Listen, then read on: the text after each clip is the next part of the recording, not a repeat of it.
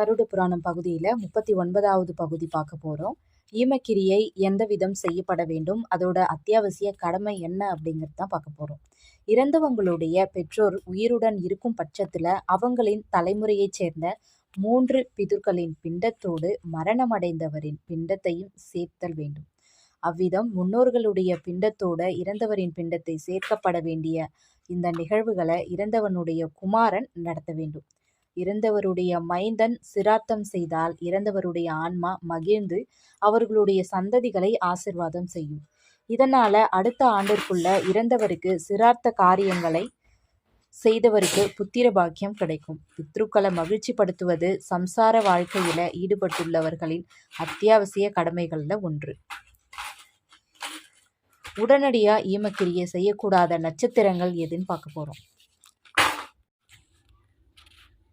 உடலை விட்டு உயிர் பிரியும் பொழுது அவிட்டம், சதயம், புரட்டாதி, உத்திரட்டாதி, ரேவதி ஆகிய நட்சத்திரங்கள் இருக்கும் பட்சத்தில் இறந்தவருக்கு உடனடியாக கர்ம காரியங்கள் செய்தல் கூடாது. இந்த நட்சத்திரங்களில் இறந்தவர்களுக்கு இந்த நட்சத்திரம் முடிந்த பின்பே ஈமக்கிரியை செய்ய வேண்டும். இரத்த மற்றும் மாமிச தோஷம் யாருக்கு ஏற்படும்?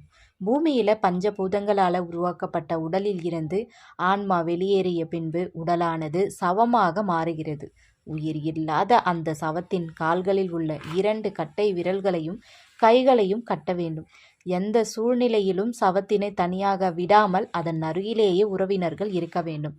சவமானது இருக்கும் பொழுது வீட்டில் உள்ளவர்கள் அல்லது அருகில் இருப்பவர்கள் தாம்பூலம் தரித்தல் கூடாது. எந்த ஒரு ஆணும் பெண்ணும் இணைதல் கூடாது.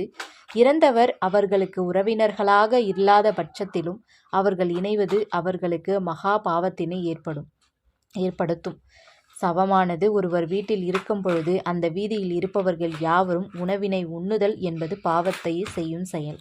ஆகவே சவத்தினை நல்ல முறையில் மயானத்தில் அடக்கம் செய்த பிறகு அந்த வீதியில் இருக்கக்கூடியவர்களும் வீட்டில் இருப்பவர்களும் தண்ணீரை அருந்தலாம்.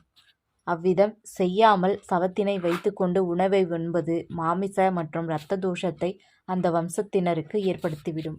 இந்த தோஷமானது அந்த வம்சத்தினை தழைக்க விடாமல் படிப்படியான கஷ்டங்களை கொடுத்து கீழ்நிலையிலேயே வைத்திருக்கக்கூடிய தோஷமாகும். நன்றி.